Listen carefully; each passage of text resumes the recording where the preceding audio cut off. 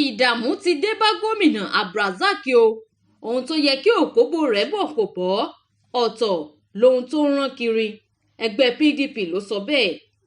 Ẹgbẹ́ òṣèlú PDP nípínlẹ̀ Kwara ti bà ọkàn jẹ́ tó sì kẹ́dùn pẹ̀lú àwọn ènìyàn ìlú Òkè-Ọdẹ lórí bí àwọn agbébọnjà ṣe ṣekú pa ọ̀pọ̀ ènìyàn tí wọ́n pa wọ́n nípakúpa. Ẹgbẹ́ náà ó ní ojú tóun fi wo ọ̀rọ̀ ọ̀hún, ó ní ó ti ṣe àpèjúwe ìṣẹ̀lẹ̀ náà gẹ́gẹ́ bí ìwà tó burú jáì tó sì jẹ́ ìwà ọ̀dájú. Nínú àtẹ̀jáde tí akọ̀wé ẹgbẹ́ òṣèlú PDP ní Kwara Olúṣẹ́gun Olúṣọlá Adéwárá buwọ́lù ní ẹgbẹ́ ọ̀hún ti bá àwọn ènìyàn Òkè-Ọdẹ kẹ́dùn, pàápàá jùlọ àwọn ẹbí tí wọ́n pàdánù ẹ̀mí ènìyàn wọn síbi ìṣẹ̀lẹ̀ búburú yìí. Wọ́n ní eléyìí ti fi ojú hàn wípé àwọn agbébọn ti ń borí tí agbára ìjọba Kwara kò sì kápá wọn mọ́. Ẹgbẹ́ náà ní ó jẹ́ ohun ẹ̀dùn ọkàn pé agbára àwọn ọ̀daràn wọ̀nyí ti wá ju ti ìjọba Kwara lọ.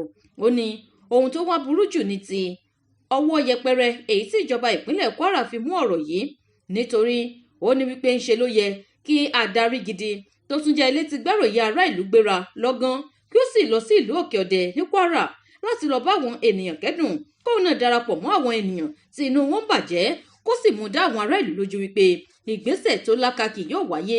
Ẹgbẹ́ PDP tẹ̀síwájú wípé ó ṣeni láàánú wípé dípò kí gómìnà Abdulrasaq lo agbára tó ní láti fi bá àwọn ènìyàn tí wọ́n panilẹ́kúnjayé wọ̀nyí jà, ẹgbẹ́ alátakò ló ń kọjú ìjà sí, pàápàá jùlọ dókítà Bùkọ́lá Sàràkí lásìkò yìí tó jẹ́ wípé àìsí ètò ààbò ó ti mú ìpínlẹ̀ Kwara dàrú. Níbi ìròyìn míì, Sàràkí sọ ògúlùtú ọ̀rọ̀ sí gómìnà Abdulrasaq lórí bí ètò ààbò ṣe mẹ́hẹ ní Kwara látàrí bí àwọn agbébọnjà ṣe tún ṣiṣẹ́ láabi wọn tí wọ́n ṣe àkọlù sílùú Òkè-Ọdẹ tó wà níjọba ìbílẹ̀ Ìfẹ́lódùn ìpínlẹ̀ Kwara. Níbi àkọlù tuntun tó wáyé lówùúrọ̀ kùtù ọjọ́ àìkú Sunday ọjọ́ 28 oṣù kẹsàn-án ọdún 2025 yìí, tí wọ́n sì ṣekú pa òṣìṣẹ́ aláàbò fìjìláńtẹ́ 12 àtàwọn ọdẹ ìbílẹ̀. Bákan náà ni wọ́n tún jí ọ̀pọ̀ ènìyàn gbé lọ. Irú ìṣẹ̀lẹ̀ yìí ló tún wáyé lọ́jọ́ díẹ̀ sẹ́yìn nílùú Láfíàgì, níbi tí wọ́n ti jí ìyàwó ilé kan Aisha àti ọmọdébìnrin kan Amina gbé lọ. Pẹ̀lú bí ìjọba ìpínlẹ̀ Kwara ṣe ń pè fún kíkó ọ̀pọ̀ ọmọ ogun wá sí ìpínlẹ̀ náà láti pinwọ́ àìsí ètò ààbò, gómìnà ìpínlẹ̀ Kwara tẹ́lẹ̀ rí tó tún jẹ́ ògúnnágbòǹgbò adarí ẹgbẹ́ òṣèlú PDP sọ fún gómìnà Abdulrasaq pé ó ní láti jí gìrì kí ó sì gbájúmọ́ bí ètò ààbò yóò ṣe rajaja ní ìpínlẹ̀ Kwara.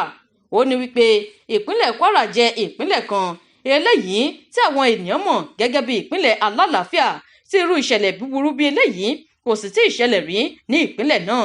Sàràkí tó tún jẹ́ ààrẹ ilé-ìgbìmọ̀ aṣòfin àgbà ilẹ̀ Nàìjíríà tẹ́lẹ̀ rí ké pe gómìnà náà láti yé pe dúdú ní funfun fáwọn ọmọ ìpínlẹ̀ Kwara mọ́ lórí ibi tí ètò ààbò dé dúró ní ìpínlẹ̀ alálàáfíà náà.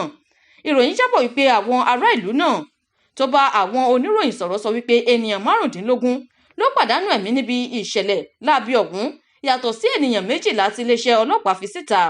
Nígbà tó ń fìdí ìṣẹ̀lẹ̀ ọ̀hún múlẹ̀, iléeṣẹ́ ọlọ́pàá ìpínlẹ̀ Kwara sọ pé ènìyàn 12 ni wọ́n ṣekú pa, tó fi mọ́ olórí ìlú ọ̀hún kan tó jẹ́ baálẹ̀ nínú ìlú náà. Ó ní ìṣẹ̀lẹ̀ yìí wáyé lẹ́yìn tí àwọn jàǹdùkú ọ̀hún àtàwọn ẹ̀ṣọ́ aláàbò tí wọ́n ṣẹ̀ṣẹ̀ ṣe ìdánilẹ́kọ̀ọ́ fún dájú ìbọn kọ ara wọn. Bákan náà ni àwọn agbébọn ọ̀hún jí ènìyàn 5 mìíràn gbé lọ. Ìròyìn fi kún wípé lọ́jọ́ tí ìṣẹ̀lẹ̀ yìí wáyé, àwọn jàǹdùkú náà ni wọ́n dédé ya wọ ìlú ọ̀hún tí wọ́n sì bẹ̀rẹ̀ sí rọ̀jò ìbọn. Èyí tó mú kí àwọn ẹ̀ṣọ́ aláàbò náà kọjú ìjà sí wọn. Àwọn ẹ̀ṣọ́ aláàbò ọ̀hún ni wọ́n sọ wípé wọ́n kọ́kọ́ borí wọn, ṣùgbọ́n nígbà tó yá agbára àwọn ẹ̀ṣọ́ aláàbò ìpínlẹ̀ náà kò ràn wọ́n mọ́. Ibẹ̀ ni wọ́n ti pa 12 nínú àwọn elétò ààbò ọ̀hún. Ìṣẹ̀lẹ̀ yìí tó jẹ́ ọ̀kan nínú àwọn àkọlù èyí tó ti ń wáyé sáwọn ènìyàn nínú oko ní Kwara ló ti mú kí ìjọba Kwara yára gbé ètò ìlera ọ̀fẹ́ rẹ̀ tọdún 2025 yìí tí ó yẹ kó ṣe ní ilé ìwòsàn àpapọ̀ Òkè-Ọdẹ lọ sí ìlú Òmùpó níjọba ìbílẹ̀ Ìrẹ́pọ̀dùn ìpínlẹ̀ ọ̀hún. Alukoro iléeṣẹ́ ọlọ́pàá ìpínlẹ̀ Kwara Èjìrẹ́ Adétún sọ wípé àwọn elétò ààbò nínú èyí tí a ti rí àwọn ọlọ́pàá àtàwọn ọdẹ ìbílẹ̀ tó lọ síbi ìṣẹ̀lẹ̀ náà ni wọ́n wípé ènìyàn 12 ni àwọn bá òkú wọn nílẹ̀ tí àwọn sì ṣe àwárí ọgbẹ́ ọta ìbọn ní ara àwọn ènìyàn náà yánnayànna. nígbà tó ń fi ẹ̀dùn ọkàn rẹ̀ hàn lórí ìṣẹ̀lẹ̀ ọ̀hún. Ààrẹ ẹgbẹ́ tó ń rí sí ìdàgbàsókè ìlú Òkè Ọdẹ Alhaji Ganiyu Ajala ó bẹnu àtẹ́lu ìṣẹ̀lẹ̀ àkọlù yìí tó sì ké pe ìjọba wípé ó ti tó àsìkò báyìí o láti jí gìrì sí ọ̀rọ̀ ètò ààbò, bó ṣe jẹ́ wípé ó mọ rírì iṣẹ́ takuntakun èyí tí ìjọba ń ṣe lórí kí ètò ààbò kó lè dúró re síbẹ̀. Ó ní kí ìjọba ṣe àfikún akitiyan rẹ̀ láti rẹ́yìn àwọn oníṣẹ́ láabi wọ̀nyí. Ẹ̀wẹ̀, gómìnà ìpínlẹ̀ Kwara nínú àtẹ̀jáde kan tó wá látọ̀dọ̀ akọ̀wé àgbà rẹ̀ ìyẹn Rafiu Àjàkáyé ó kẹ́dùn pẹ̀lú àwọn tí ìṣẹ̀lẹ̀ ọ̀hún ṣẹlẹ̀ sí. Bákan náà ló bà ọkàn jẹ́ lórí àwọn elétò ààbò fìjìláńtẹ́ àti àwọn ẹ̀ṣọ́ aláàbò mìíràn tí wọ́n pàdánù ẹ̀mí, tí ó sì wí pé láìpẹ́ ètò ààbò yóò gbópọn ní ìpínlẹ̀ Kwara sórí. Ìjọba ìpínlẹ̀ Kwara kò ní dẹ́kun ìgbìyànjú títí yóò fi rẹ́yìn àwọn oníṣẹ́ láabi.